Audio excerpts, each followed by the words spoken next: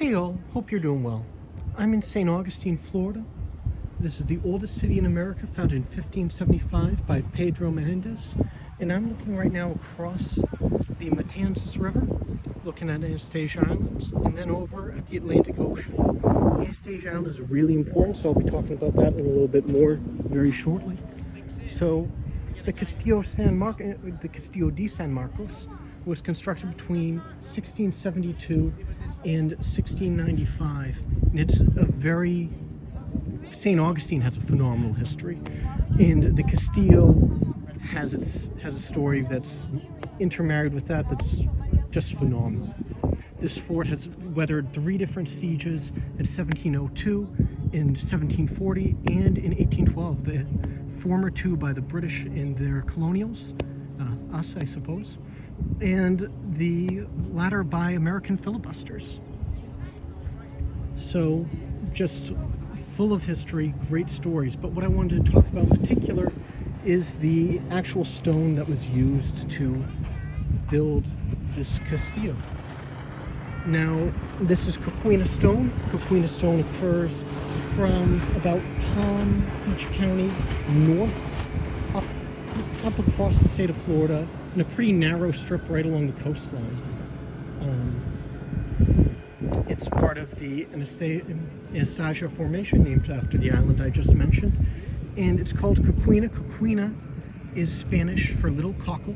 Coquina clams are small clams that live in the surf, often on sandy beaches, and they filter feed algae and bacteria and are eaten by a number of birds and fish and are actually very important to the ecosystem. Now, what happened was, during the ice ages, you have varying water levels, and accumulated shells like Coquina, as well as some others, are piling up. Rainwater, being slightly acidic, trickles down, causes the shells to dissolve the calcium carbonate a bit, and then it reforges. So this creates this very neat rock called Coquina stone, and you can look at it and you can see all these little shells in it. Now, this would have occurred Florida state parks give some wild dates, going back as far as 2.5 million years to just 12,000. FAU, Florida Atlantic University, gives some really precise information, and they estimate that it would be about 130,000 years old,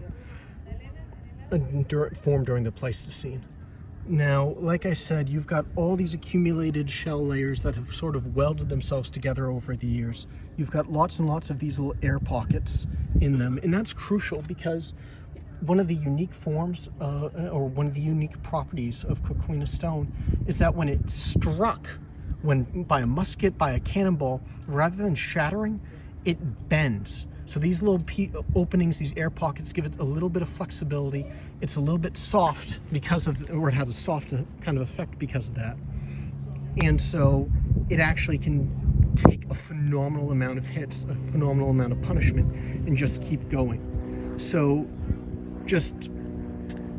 it's pretty incredible when you have a little clam that tops out at about an inch in length, that over time can form a stone that can thwart multiple armies. Now, Coquina isn't the only species of shell. These are in the genus Donax that contributed to the defenses here. Oysters have been used, across the, eastern North America historically for a number of different purposes. But one thing you can do, and one thing that these contributed to, was the use of cement. Oyster shells can be burned down to make lime. Lime can be mixed into cement to hold all these different blocks, all these hand-cut blocks together, as well as form a plaster layer to cover these over, give it a little bit of protection. Anyway, St. Augustine's a remarkable city. It's got a remarkable place in American and early colonial history that I think on a different video I'd love to talk about more. But in the meantime, I want to share this with you, and I hope you enjoyed. Thank you very much. Bye-bye.